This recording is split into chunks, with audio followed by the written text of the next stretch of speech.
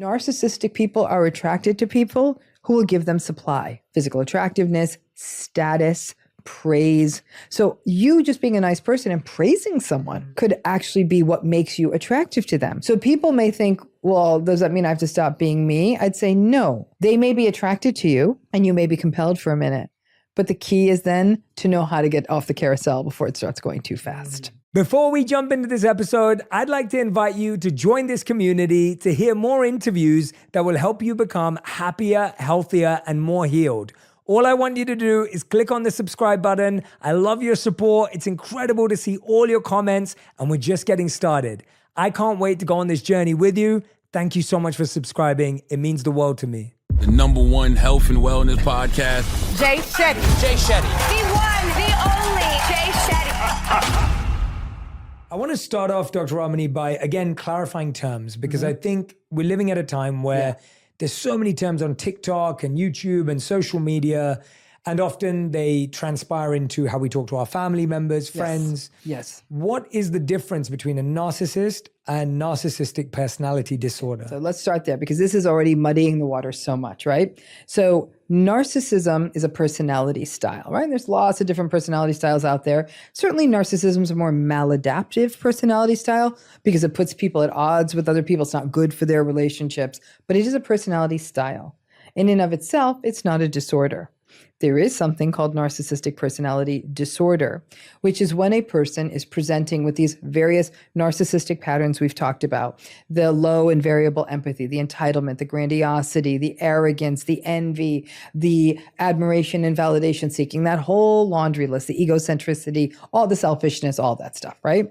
So all of that is happening. It's chronic, it's pervasive, it shows up in their life in on a whole bunch of different relationships. The difference is they actually go to a therapist's office who's licensed and trained to issue a diagnosis. And that therapist determines like, yep, I'm seeing these patterns. They're consistent. They're across situations. And they may assign them that diagnosis. The vast majority of people who have this personality style are never going to be in a practitioner's office who's going to make that determination. And it gets tricky, right? Because to call something a disorder raises a whole bunch of issues. Personally, Jay, if I ran the world, I think we'd get rid of this diagnosis. I think we get nothing out of it. I don't even think it helps the clients. A lot of clinicians don't issue it because it feels stigmatizing. There's a whole host of reasons I think it shouldn't be, but it is right now. And here's what you've got to remember. When we look at narcissism in the world, right? So there's people out there who are narcissistic. They might be mildly narcissistic and a little bit more emotionally immature and just sort of selfish and shallow, all the way up to severe, where it can be malignant and it can be coercive and manipulative and all of that. And there's all the stuff in between. This book is really focused on the in-between, right? So most people aren't dealing with someone coercive. And many are, and that's a much more severe issue that is probably beyond the scope of the book. But most people who are dealing with the mild narcissism, they're frustrated and annoyed, but they're not devastated and hurt like we see in that sort of middle level of narcissism, right? So the difference is literally that sort of mechanical point. They weren't seen by someone. And I don't know that listen, I'll be honest with you. If I met someone at a dinner party and they start telling me their life, I might even think in my head, I've got a hypothesis clinically what's happening. In no universe we occupy would I ever say to that person, even if I talk to them for 2 hours, I think you have generalized anxiety disorder. I think you have bipolar 2. I just wouldn't say it, right? It's not the setting. It's not the situation. I might strongly suggest, say, hey, you should talk to someone, right? So where it gets interesting is the mistake a lot of people make is, number one, they assume that if a person has narcissistic personality disorder, that their narcissism is more severe. Not necessarily. There are people out there with NPD, narcissistic personality disorder, whose narcissism actually is not as severe as people who were never diagnosed because they never went into that situation. So you see what I'm saying? Yes. So there's people out there who are malignant narcissistic people. They're never seen by anyone. We can speculate. We could spitball. We'd say, yeah, it's probably the case. But that person with NPD may simply seen a clinician. The other piece, though, here too, is that what it's doing is it's creating this very sort of strange space where people are saying, these are the patterns I'm seeing in a partner, parent, whomever, I think they might be narcissistic. And the internet, as it does, is very quick to shame that person. Who do you think you are? How could you think this about someone? And this person has probably already been really hurt, really devastated by this relationship, is now being shamed for sharing, like, I think this might be what's happening. It's also creating this really painful space. So suffice it to say, I think in the public conversation about narcissism, we should only call it narcissism.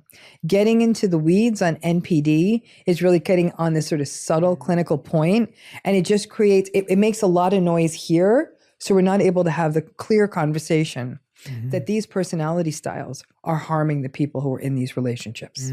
Does that make sense? Yeah, it makes a lot of sense. Why do you think it is that all of a sudden it seems, at least culturally, that more people are interacting with narcissists? Like you'll be talking to a friend and they'll be like, oh God, I'm so glad I just got out of a relationship with a narcissist. Or I'm struggling, I'm healing, as your book teaches you how to, like, I'm healing from this relationship I had. I think they were narcissistic. Like, why is it all of a sudden we're feeling this kind of awareness in culture? Has it always been there? Has it increased? What's happened? It's always been there, Jay. I think as long as there were people, it has been there. And I always say to people, open up a history book.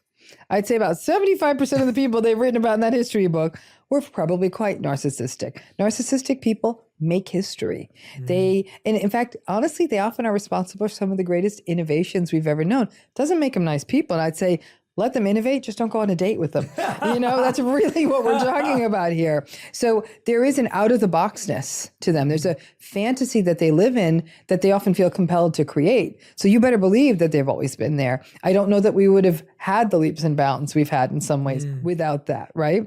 So that said, it's always been there, but we never had a name for it. Remember, psychology is a field in its infancy. What's it been around? 150, 175 years? So it's evolving. And so this concept of talking about someone's personality in this way, maybe since the late 1800s, we've even been having that conversation.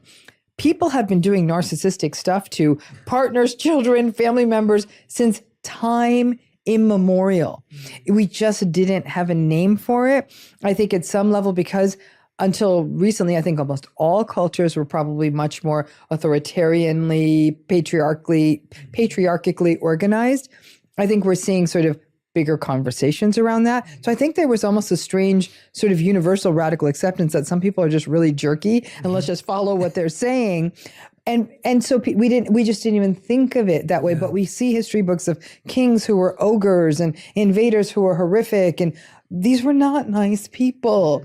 They were the narcissists of their time. Now, to your other question, why are we talking about it? Like, even 10 years ago, a person wouldn't have said my partner or my boyfriend. You wouldn't have heard it. That's right? what I mean. But they would have said, first of all, we didn't have the platforms, but if they did talk about, they're such a jerk. Why do they keep doing this to me? I can't figure this out.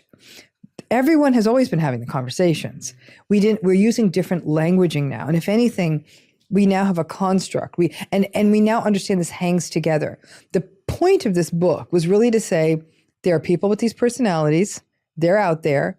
The way they show up in relationships is pretty consistently the same. And instead of blaming yourself and wondering what you could do, it's not you. Yeah. It's really them, and they're having their process and their journey, and probably not going to get the help they need to defend it against it. But rolling up and turning your life into a human sacrifice to please or win over or prove something to an unwinnable over person. I have watched people waste lifetimes doing this, and it's even particularly compelling if it's their parent, but even if it's a long-term intimate relationship with someone, especially if they got into the relationship young. So this has always been a thing. Yeah, no, that makes a lot of sense. And I appreciate how our vocabulary evolves with time. Yes. And as that expands and extends, it allows us to better label and understand things. And I know that this book is primarily about the relationship, a narcissistic relationship, and then the healing journey. But before we dive into that, I wanted to ask you a question. How do you stop attracting a narcissist? Like, is there a way to not attract a narcissist? Jay, I wish I could say yes. And here's where I want to actually give my props to everyone's listening out there who has attracted a narcissist. You know why you attracted a narcissist? Because you're attractive. And what I mean by attractive is you may be physically beautiful. It may be your physique. It may be your something you know. It may be your social status. It may be that you could do something for them. What's attractive to them may not be attractive to the rest of us. You're attractive to them because you're attractive, because you may have power of some kind in the world. When I say power, I don't mean like you're a leader. I mean, you're self-possessed. Many people who get into these relationships, we have this mistaken assumption that the people who get into these relationships are shrinking violets who have low self-esteem.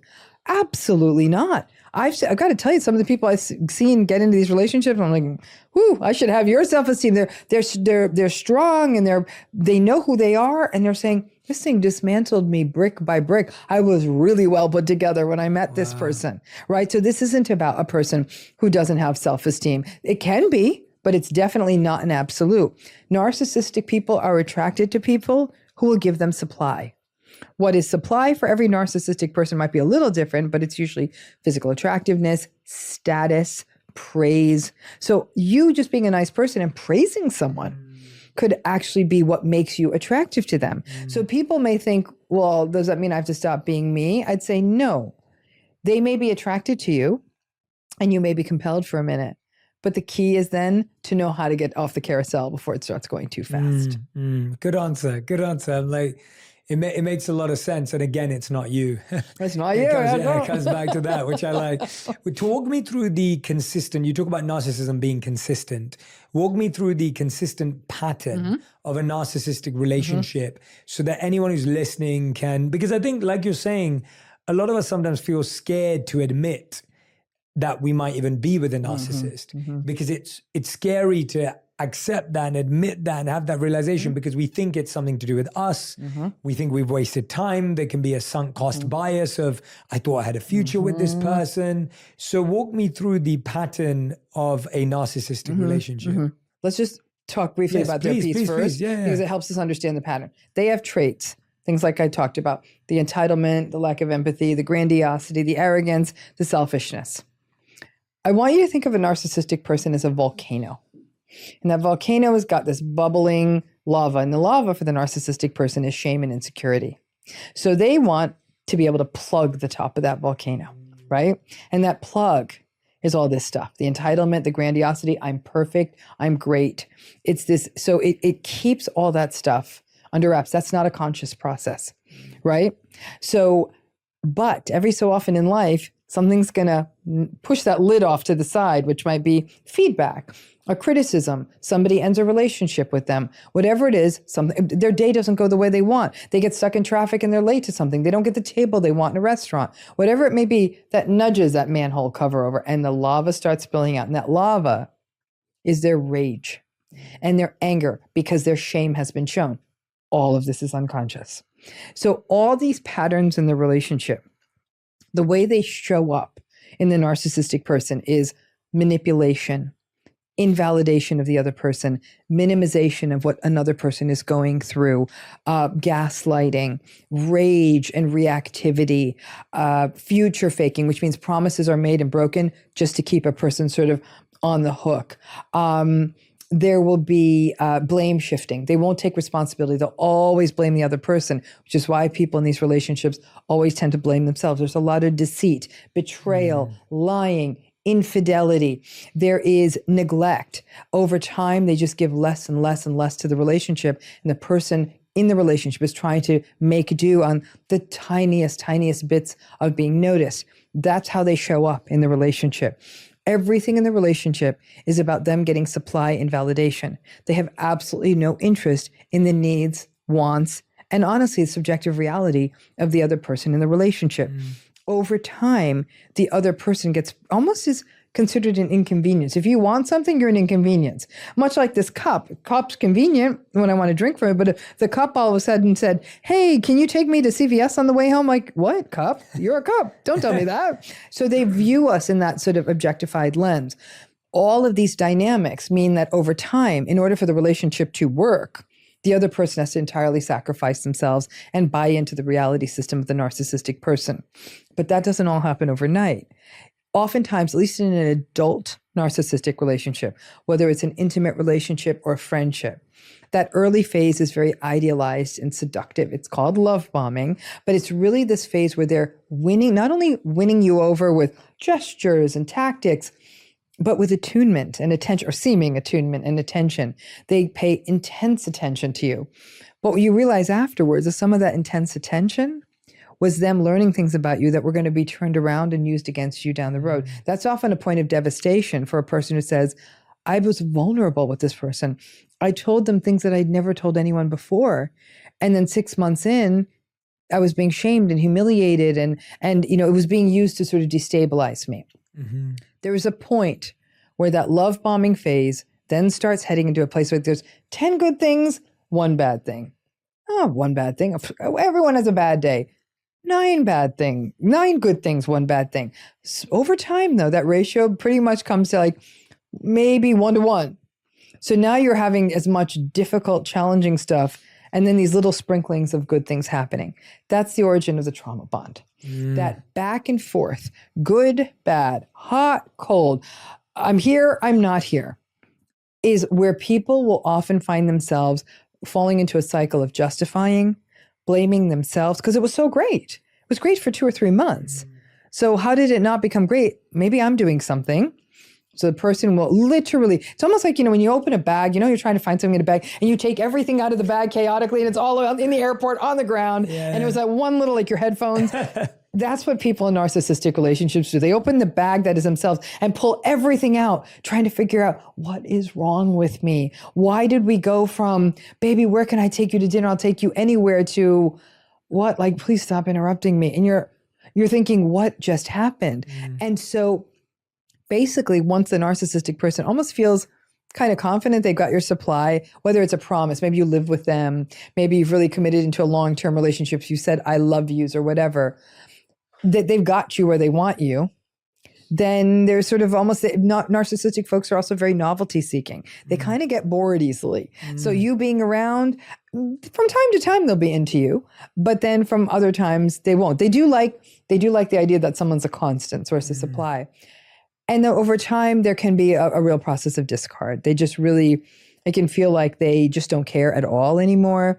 Basically, what they do is they no longer fulfill the roles and responsibilities of what it means to be in a close relationship, which is empathy, compassion, kindness, attunement, self-awareness. These are the responsibilities we have in a human relationship, and they do not fulfill them. I even hate putting them as responsibilities. I think that they come automatically for a healthy person. And then if you do decide to leave, or even if they decide to leave, you start to enter potentially a cat and mouse game of hoovering, where they'll pull you back, see how you're doing. Sometimes they'll even figure out, oh, they're happy now. Let me go see if I can spin that around a little bit. Wow. I mean, those patterns sound so painful, and they sound so strenuous and stressful and heartbreaking in so many ways. What are the excuses that people keep telling themselves, and what justifications stop us from healing? I'm going to go even more foundationally on that. Please. Why do we justify, right?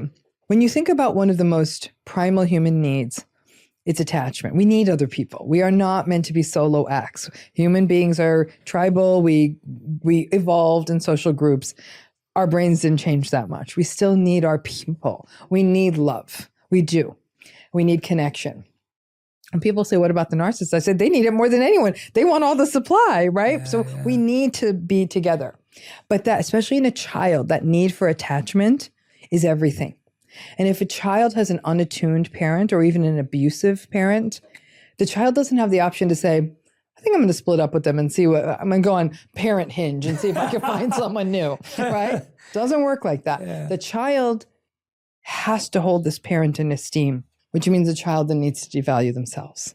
What am I doing wrong? How could I be more? And the child really learns how to be everything that parent wants and needs, to the detriment of their own needs, right? This is our backstory. Exactly. So now let's just jump that to adulthood, right? So the child comes up with all kinds of fantasies. But in adulthood, they may be things like, everyone has a bad day, relationships are tough, I'm no picnic myself, they've been working really hard, we did have a good weekend, they did tell me I love you. I mean, I could go on for the next 2 hours about all the justifications I've heard, right? So the justifications are not only proliferate, they come easily. And Jay, they're reinforced by the world, right? Because the world will say, oh, relationships are tough. Maybe they're just having a bad day, right? So now what you're saying is completely in line with sort of what the prevailing wisdom would be. And you do that enough every time these really invalidating, destabilizing things that cut to the core of your identity happen. The people who tend to get more stuck in these relationships, quite frankly, are the more empathic people. While narcissistic people are attracted to people who are whatever supply attractive they are to them, the people who get stuck are the people who are more vulnerable to trauma bonding and who have more empathy, and as a result are more likely to make those excuses and justifications, right? They're going to be more open to the idea that there's always different ways to, there's another point of view. That's what empathic people do. And that's how it happens. But in a trauma bonded relationship, and it's also about cognitive dissonance, right? That we don't like the tension of inconsistency within ourselves. So we're always trying to make it fit. And how do we relieve that tension and make it fit? We justify. Then we can maintain the status quo. And human beings are also homeostatic creatures. We like the status. I want to keep living here. I want to keep having this routine. I don't want to find a new place to put my toothbrush. I don't want to wake up in a new place, even if you kind of might want to. Over time, many survivors will say, I don't even care if I wake up in a random place as long as I'm not waking up here. But how much terribleness had to happen to the person in that period of time. And so it's a person is just getting sort of slowly distanced from their true nature. The longer a person is in a narcissistic relationship, the more they literally have to abandon themselves. That's what I wanted to touch on actually, where you got to is, what is the impact of narcissistic abuse? Like because I think often we also think like, oh yeah, well you should know that he was a waste of time, or well look what she did to you. Like you should be aware. Like it's almost like we assume that it should logically make sense to someone that they should be happy that they're now away from this person. But often with people who've been with narcissistic people, especially empathetic people, they're still saying, well, I hope they're okay. I hope that person's okay. Like I know they're struggling. What is the impact of someone who's experienced narcissistic abuse on a deep scientific, psychological level? Like what is actually going on for them? So what we're seeing pretty consistently across, and now I can say now thousands of people we've looked at who have experienced these relationships, is consistently we see a problematic level of rumination, regret, anxiety, sadness, self-blame, self-doubt, a sense of hypervigilance, a social anxiety that comes from it. And I want to put a pin in that hypervigilant piece because I want to come back to that in a moment. An interesting sort of mild dissociation where a person has become dissociated from their needs, their wants, and their true nature, because that has been so consistently invalidated in this relationship. You see problems with sleep. You see the neurovegetative stuff we see in depression, like the changes in appetite. You see problems with concentration. What's interesting, though, about survivors of narcissistic abuse is that some of them may actually develop clinical depression, but most don't.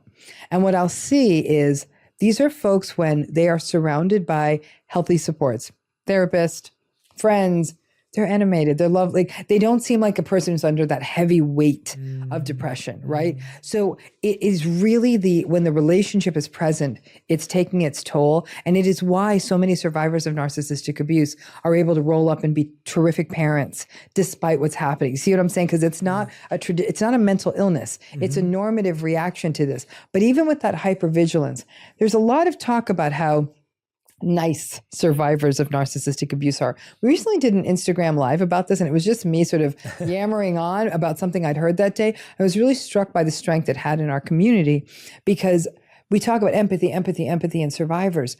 But one thing I'm really seeing again, so many clients now at this point and other people telling their stories is that the empathy is almost functioning as a bit of a trauma response. Like, let me be as kind as possible. Let me be as good as possible. And so it gets very confusing for you. Like, am I empathic? Am I trying to survive? And is my empathy literally like this trauma is a survival response to try to it's almost like that fawn response we talk about, that fawn trauma response where I am going to be what this this harmful person needs me to be so I can win them over and I will be okay, right? So, and then after that though, there's shame. Why was I so nice to this person? They were terrible to me. Like, what's wrong with me? And something I really try to focus on with survivors is to say, this empathic, responsive, compassionate part of you is beautiful. We've got to heal you and not lose that.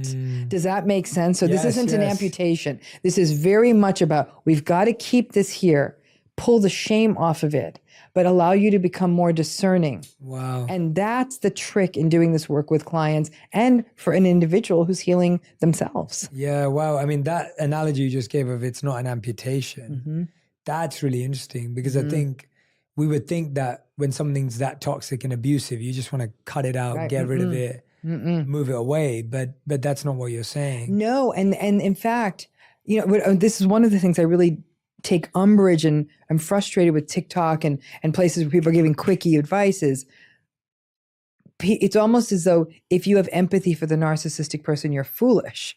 And absolutely not. Wow. They are in their fashion. There's something not quite right there, and they're not even anywhere close to addressing it. My goal for folks is you want to have empathy for them. And I mean, if you don't want to, I get that too, for what you've been through. But if that empathy for them is something you want to maintain, yes, I still need you to disengage.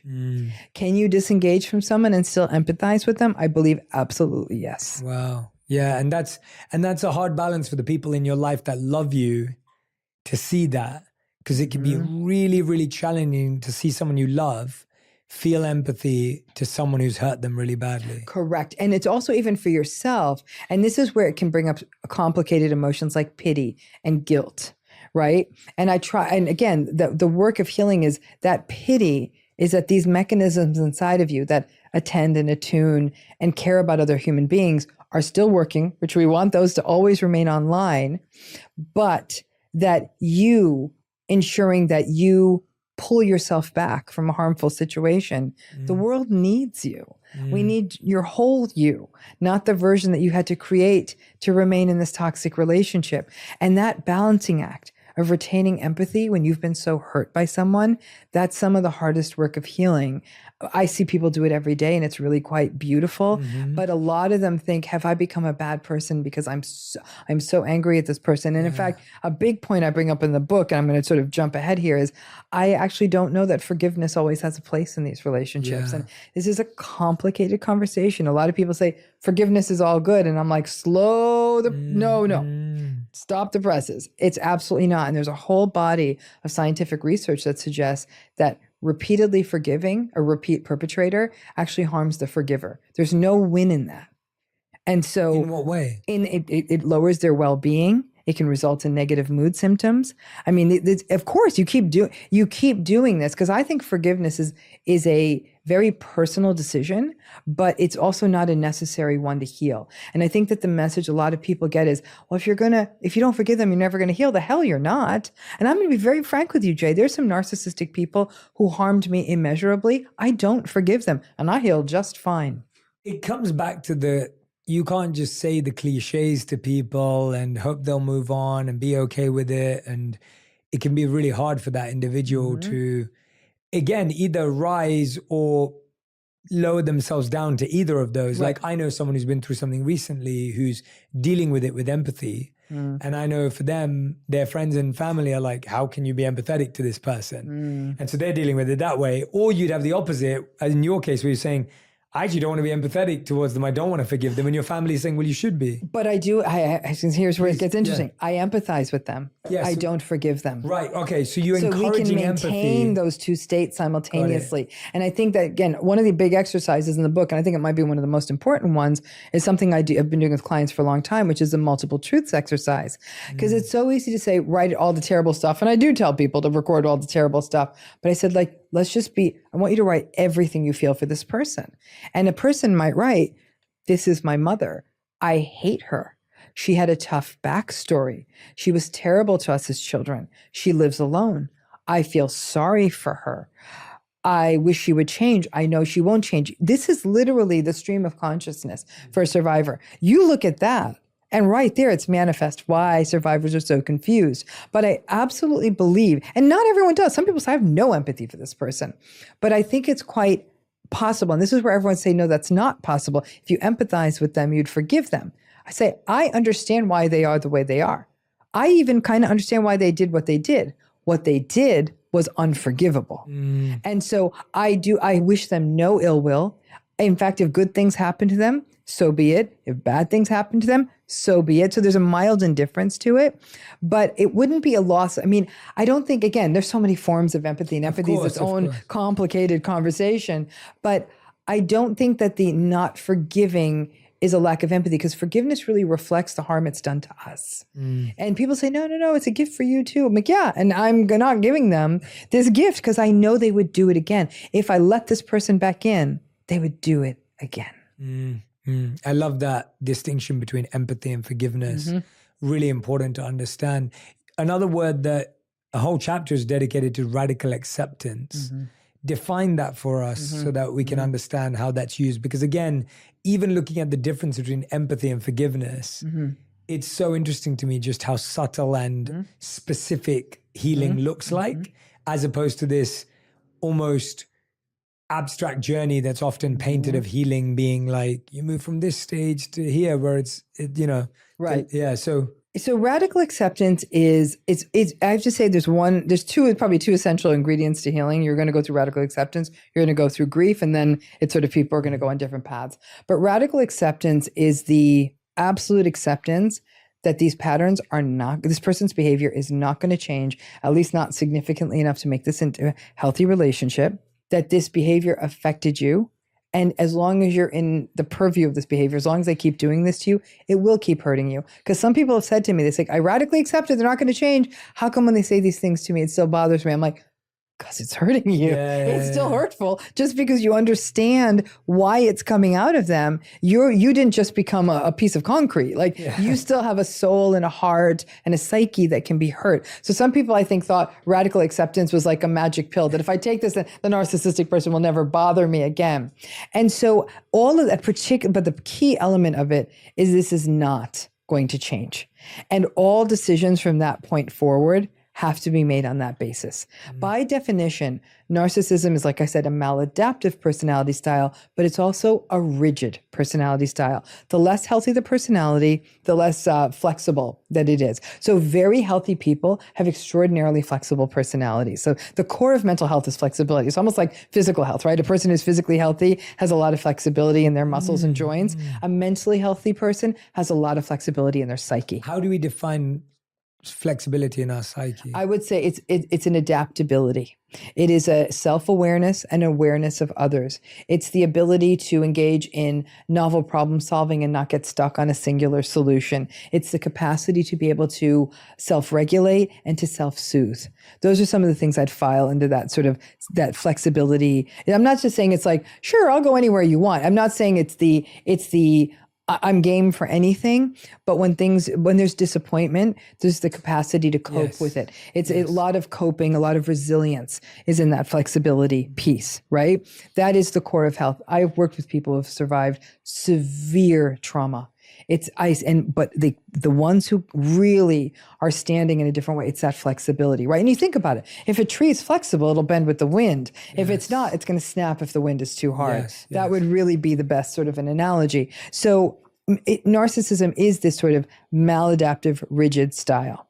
There's very little self-reflective capacity for the narcissistic person, very little self-awareness for the narcissistic person, and very little awareness of the people around them. There is little motivation to change.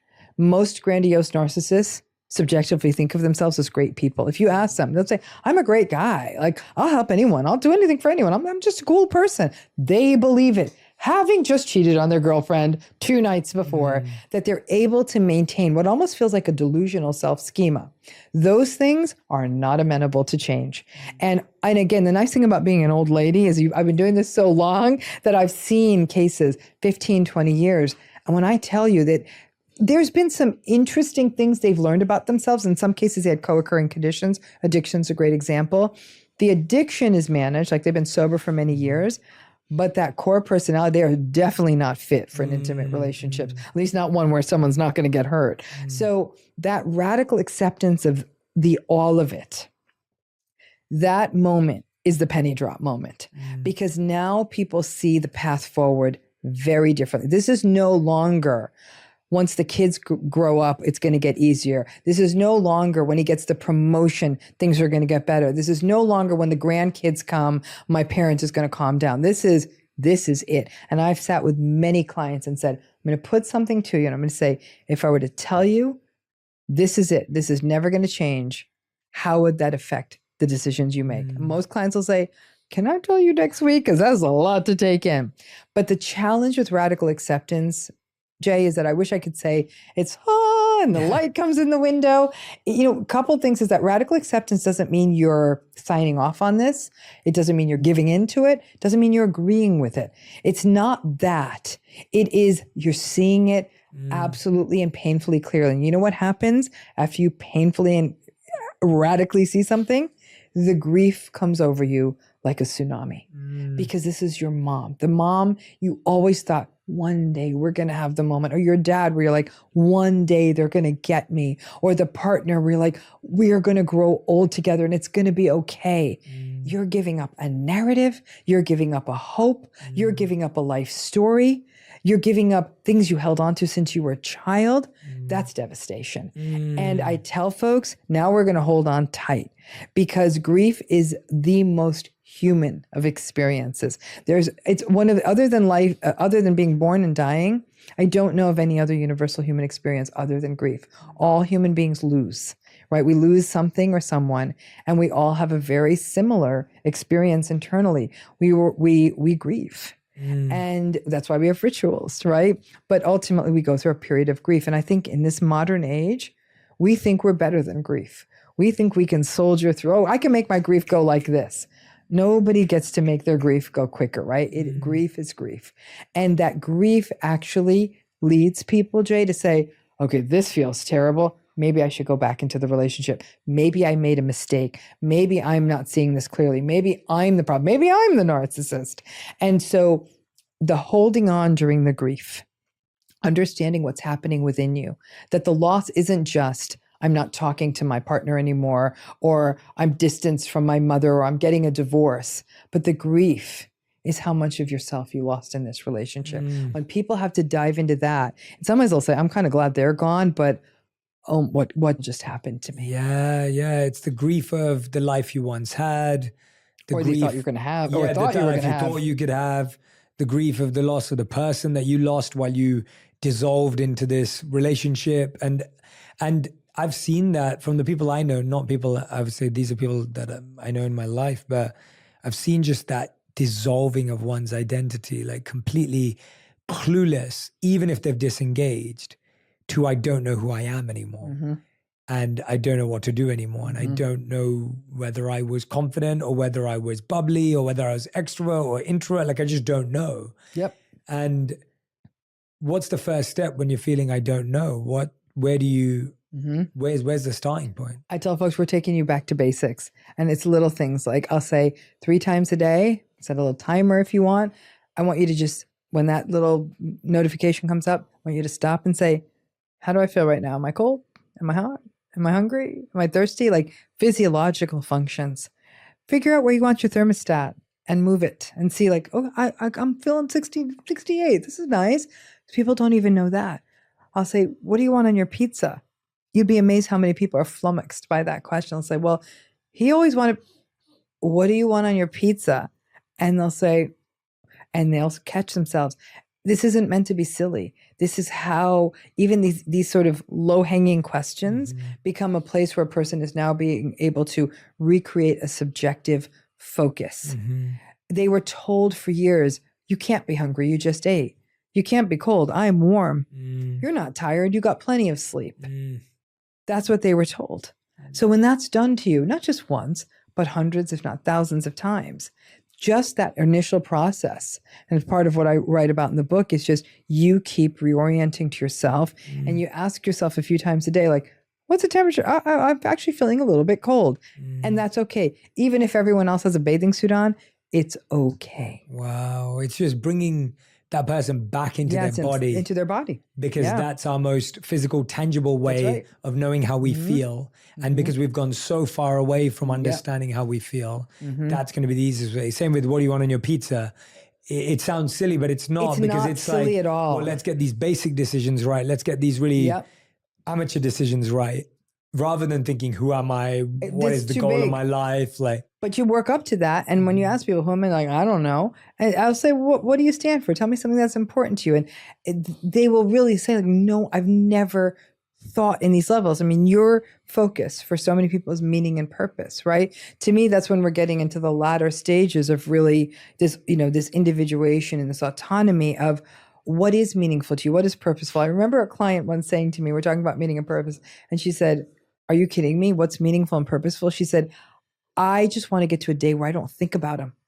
And I said, great. Then that's where it is right now. Absolutely. And over time, we're going to build on that. But that can feel very out of reach for people. Like, in fact, in my healing program this month, it's going to be Meaning and Purpose Month. And even as I construct that curriculum, I'm realizing like a lot of the usual conversation about meaning and purpose, I'm almost having to have the conversation point two of what it means when you're going through this and someone who's a survivor of narcissistic abuse. But then it's also the willingness to turn to trusted others. I'm going to give you a silly example of something that happened today.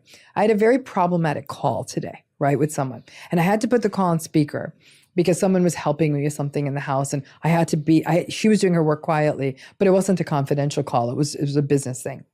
And the call went terribly. The person was very disrespectful, very dismissive.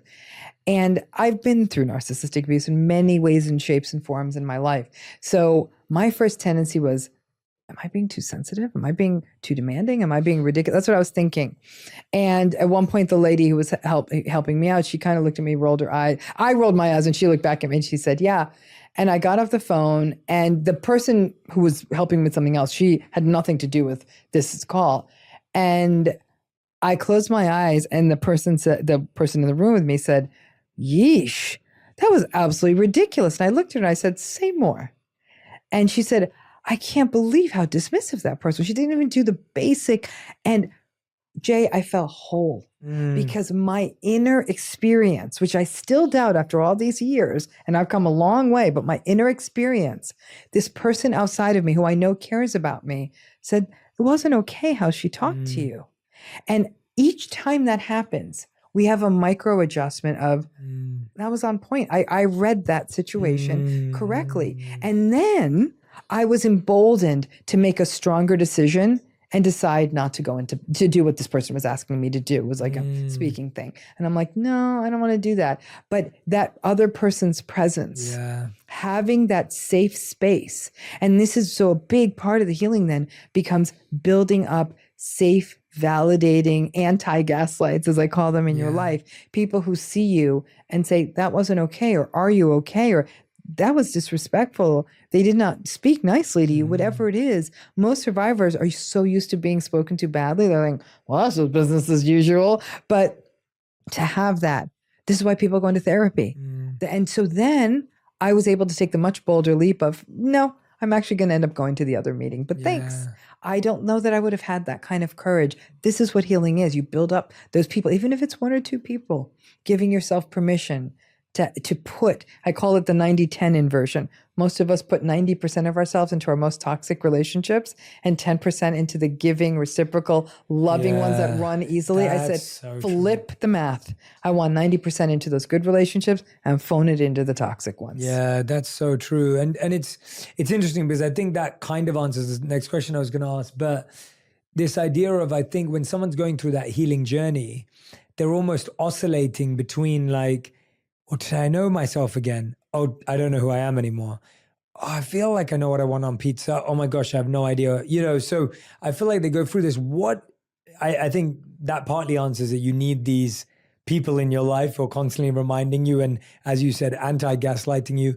What else can someone do when they're kind of oscillating between that? I think I'm making progress. I'm not sure anymore. I think I'm making progress. I'm lost again. What do you find in that period? Embrace the oscillation.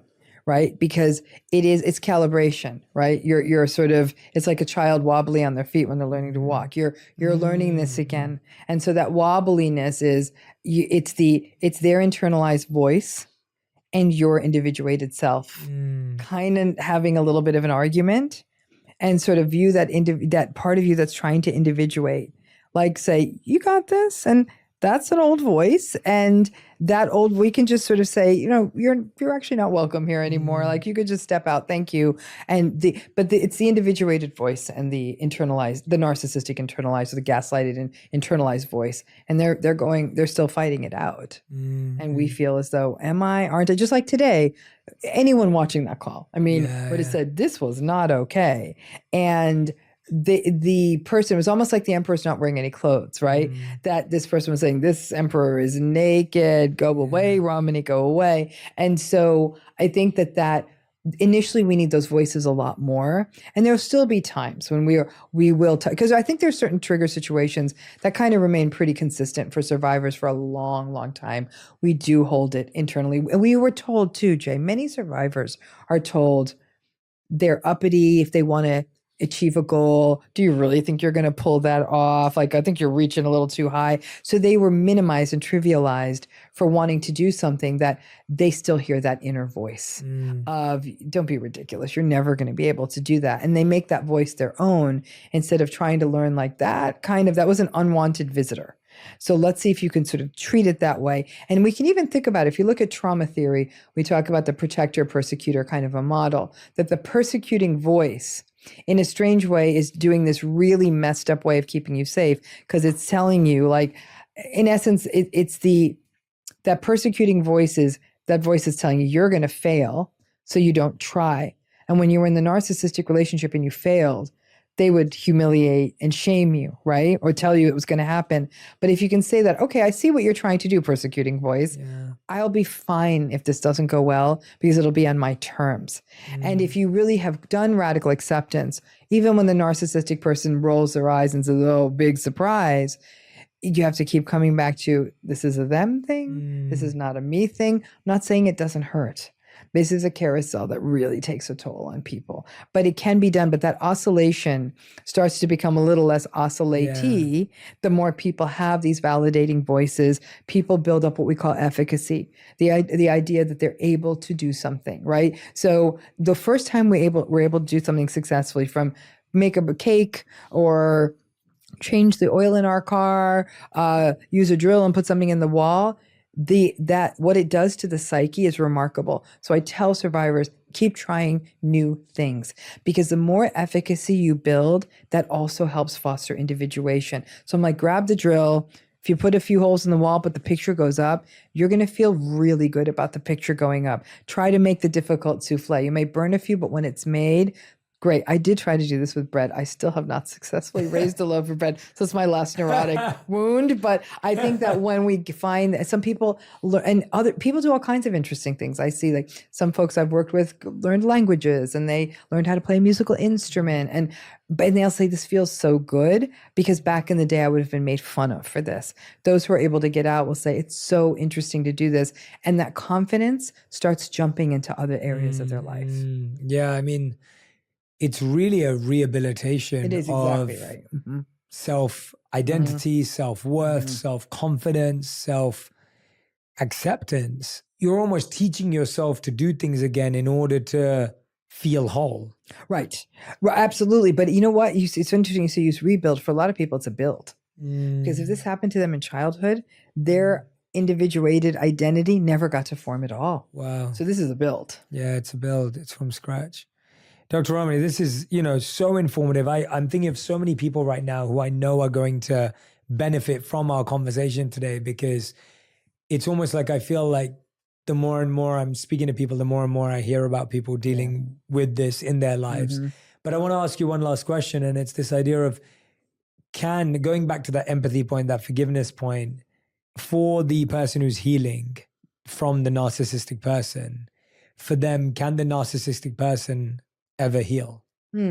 So listen, I do believe in human potentiality. I'm probably never going to bet on the psychopathic or narcissistic horse in the race, but Might they at least come in the top 5? Maybe. And what I mean by that is part of this is an understanding the origins of narcissism, right? Some narcissistic folks, their personality development was very much shaped by adversity, trauma, neglect, loss, chaos, attachment wounds, right?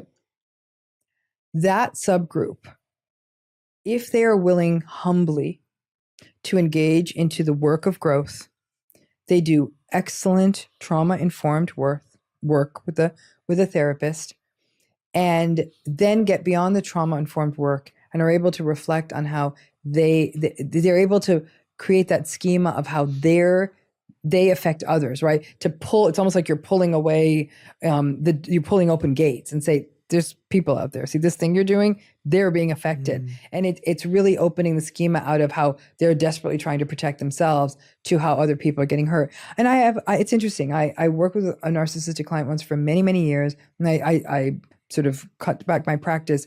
And I've had 1 or 2 of them reach back like, oh, can I work with you? I'm like, I've really kind of shut up shop. But they, what they said though, one in particular said, I'm screaming at my girlfriend, and I know it's not okay. Now he's still screaming at her, not so good, but he does know, he's like, I know it's not okay, and she may leave me, and I probably deserve it. And he's like, you taught me that. Wow. He's still screaming. Gotta own that part. But humility is such a big part of this, right? And I honestly think the antidote to narcissism is humility. And humility means we're not perfect. We have flaws. And it's not all a fantasy. And that and honestly, the hardest thing for a narcissistic person to accept is that they're ordinary. You're ordinary, I'm ordinary, everyone in this room is ordinary, and we're simultaneously special, but we're just people, right? And so for them not to be the most special person means removing the cap off the volcano, which is terrifying for them. In a way, they're almost terrified by their own rage. You need one very skilled therapist to guide someone through that journey, and they have to keep showing up. And for about almost 60 to 70% of narcissistic folks drop out of therapy prematurely. And it usually happens when the rubber meets the road and the work starts getting really vulnerable. That's when I've lost clients. And so we have to go very, very gently into that forest with them. But unfortunately, if we go too gently and we never get there, then we're sort of doing a lot of navel gazing. So it's just finding that kind of balance. And they can do a lot of spiritual bypassing, that kind of stuff. Like you can't aphorism your way through this. You're going to have to do this painful work, face up to that vulnerability. I've seen some narcissistic people make a little bit of progress, but the way I put it is this: there's hope for them to make some progress, but the harm they've usually done to another person, it's not really that fixable. And so many people will say, and a fear of a lot of people in narcissistic relationships is, what if they change for the next person? They're not going to change for the next person, right? What if it all changes overnight? This is not an overnight. This is years and years and years of committed work to this. Like I said, I've seen micro changes and not enough to have probably consistently affected other people's relationships. And personality is like a rubber band. We can pull it out. So all of a sudden, Romney the introvert could become Romney the extrovert for one night only. And then when we get home, the rubber band will go back to its side. The narcissistic person on a good day with a good therapist might get stretched out a little bit, seem a little bit more attuned, aware, do some empathic adjacent things. But as soon as the first time stress comes into the picture, rubber band goes back to its original size. Yeah, that's what I was going to ask you as the last question that came from that was, what would you say to someone who says, I'll wait for them to change? You then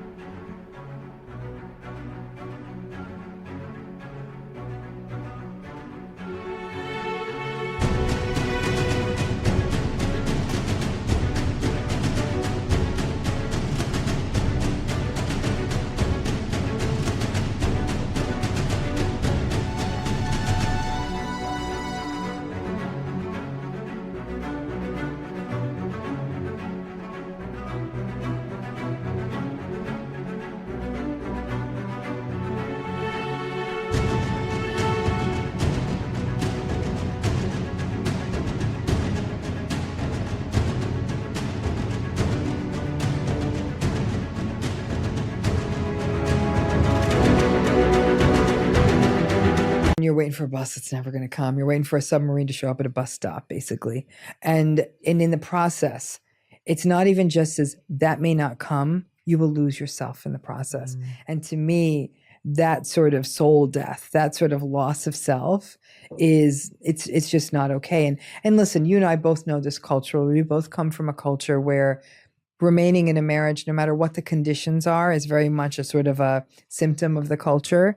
And this is where I've probably seen it most pointedly of people who really, some folks would find a way, whether through their spirituality or other relationships with their children or others in their community, to sort of create a meaningful space outside of that problematic relationship. But others, it was like watching a fruit die on the vine. And it's, to me, one of the most horrific things to witness is the potential of a human being being lost to this kind of invalidation. And I shudder to think how much potential, creative potential, knowledge, wisdom that people have held back because it was invalidated. This book is a love story to every survivor and saying to them, please, we need you. We need all of your gifts in this world because you have so many. Listen, the fact that you endured this relationship is already a gift, but so all the stuff you kept behind the gate, open those gates so we can see all this beautiful stuff that you could bring into the world.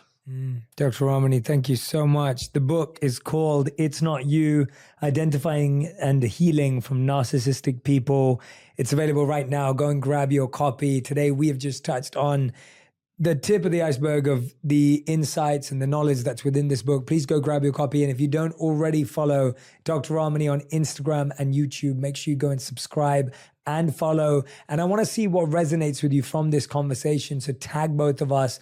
I'd love to see if you've been affected by any of this. If you know a friend or family member who's benefiting from the book, I'd love to see your takeaways. And Dr. Ramani, thank you so much again for this very thoughtful, very, very insightful conversation. And I love your step-by-step approach and also the ability to define and clarify things so well for us. So I always feel better prepared to talk to people even who may mention it to me, friends, family members, whatever may happen, and kind of guide them in the right direction towards a therapist or the support that they need. So thank you so much. Thank you, Jay. Thank you. Yeah, thank you.